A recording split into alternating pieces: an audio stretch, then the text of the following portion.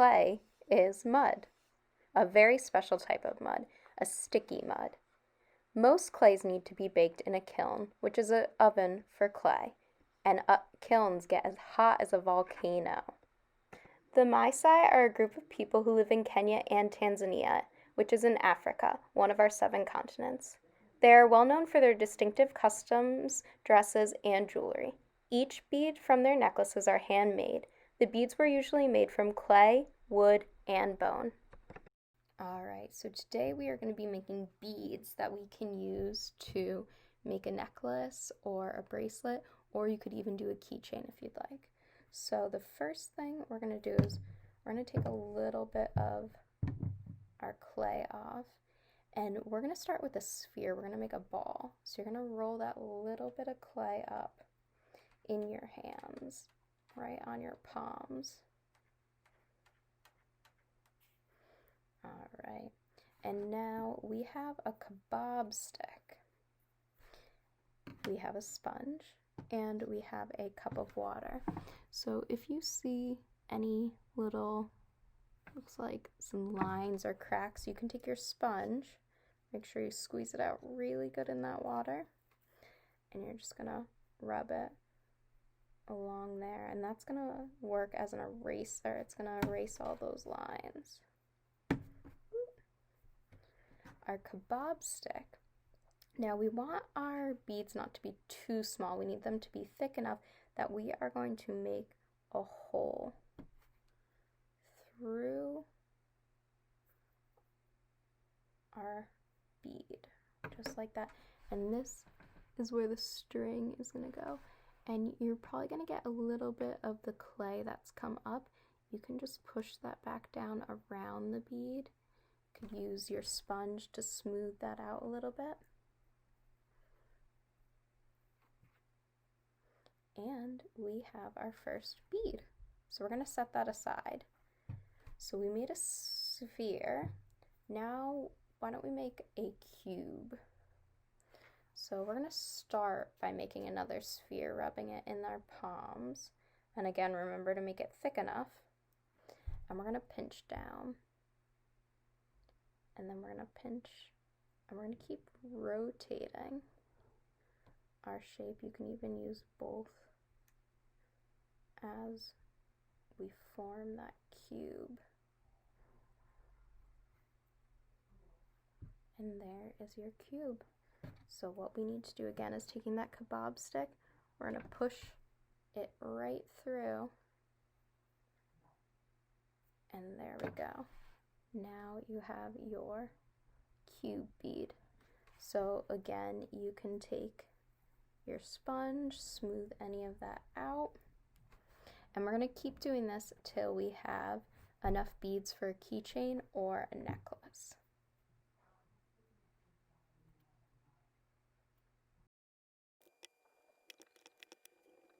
Alright, once you have all of your beads made, we are going to need to let these beads dry. So these need to dry between 24 to 48 hours, so about 1 or 2 days. So if you can put them in a nice spot that they won't break, they'll be safe, because as the clay dries, it is going to turn to stone. So we're going to find that safe spot. Make sure the clay isn't touching each other. They're kind of all separated so they don't get stuck.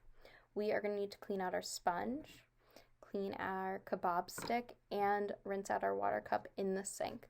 Once you're done with that, you can put those in a art bin that you might have, or a closet where you put all of your art supplies.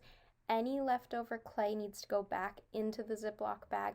Make sure you squeeze out all that air and you close it really tightly. If air gets in there, it will dry out the rest of your clay if you have any extra. So I will see you tomorrow when our clay is dry and we're gonna start to paint.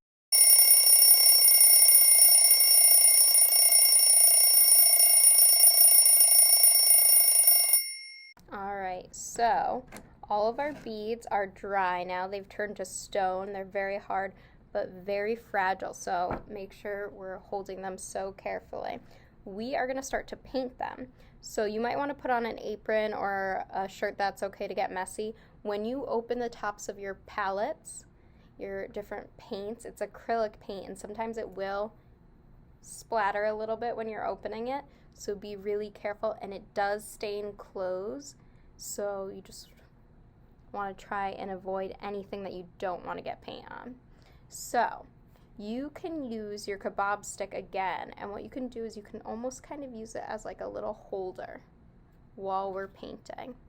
You're going to want to try and only do one side of your bead before you do the other side, because we don't want the paint to start to chip off. So I'm going to do my first color. I'm going to do red.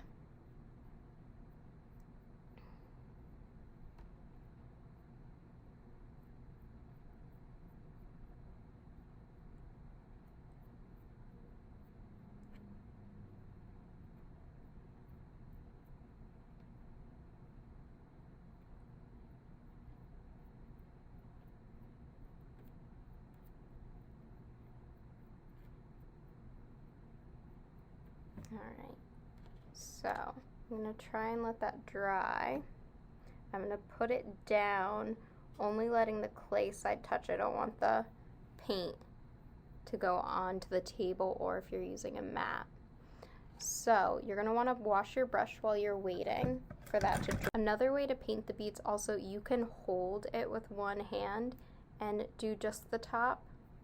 Make sure that you've washed your brush before you choose to do a different color.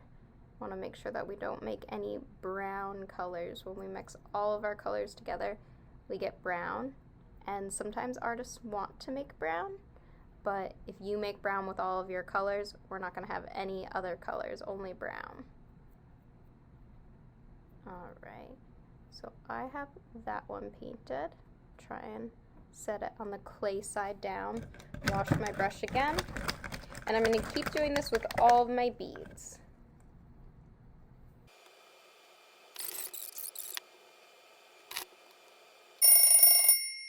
Okay, so the other side of my beads are all dry, so now I can start to work on the side that hasn't been painted yet.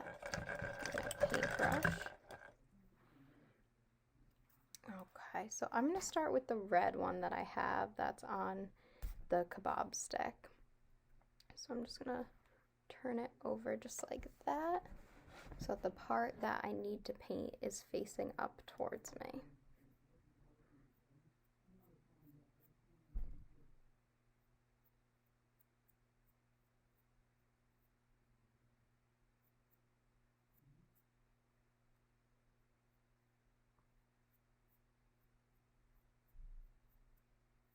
And I am going to carefully take my bead off with my fingers touching the dry bottom piece. And when I put it down on the table or mat, I want to make sure that it's going down on the dry side. Alright. Now it's time for me to paint my other beads.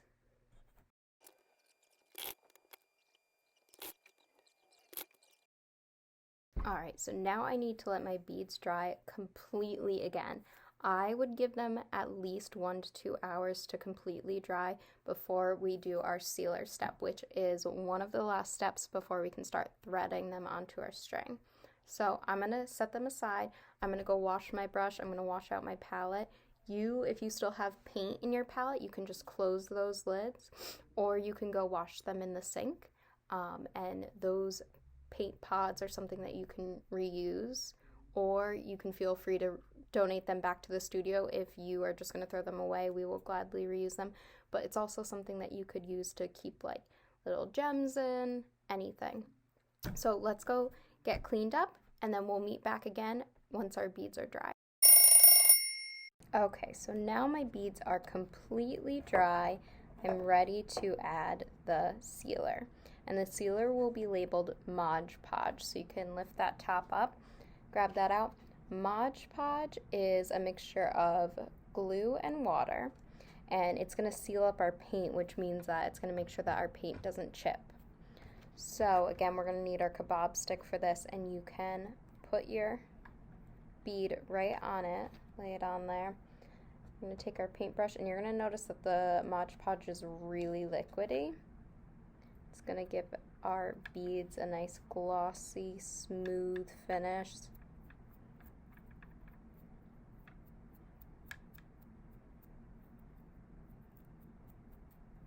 Alright, so I need to let this one dry. I'm going to carefully take that off. And then I'm going to go ahead and Mod Podge the rest. Alright, so now I need to let my beads dry for 1 to 2 hours before we can start threading them to make either a bracelet or a necklace. So let's take a little break and we'll check back in. Alright, so our beads are all dried, sealed, they're painted, they are ready to get strung on our string. So what we should do before is you should measure, either if you want to do your wrist for a bracelet, measure how long you want it to be, and then I want you to cut it. I'm going to do a necklace, so I'm going to measure just around my neck and see. I kind of like it long, so I'm actually not going to cut my string at all. I'm going to leave it the way it is. What we're going to do once you've cut your string is you are going to tie a knot, and you don't want it to be all the way at the end. We want it down a little bit, and you're going to do that a few times because we don't want our beads to fall through.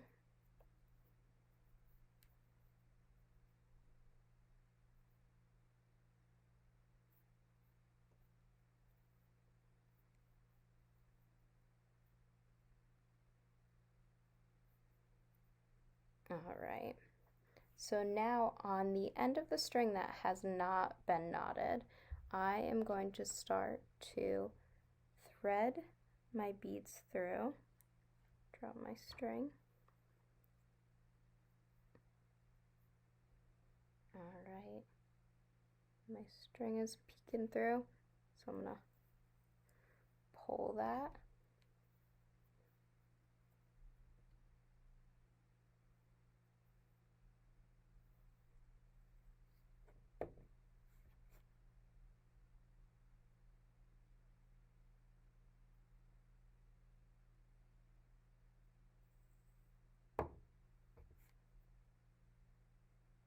If you have a little hole that got covered up and you want to thread through, you can use your kebab stick and just kind of open that up a little bit again.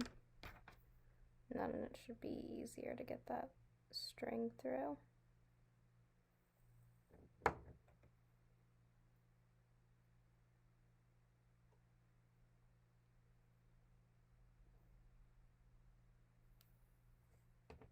Alright, so now my beads are on, and I might have an adult or a friend help me to tie it around my neck.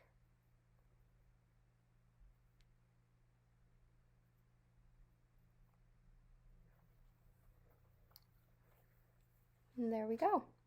So thank you for joining me. I hope you had fun. I can't wait to see your creations.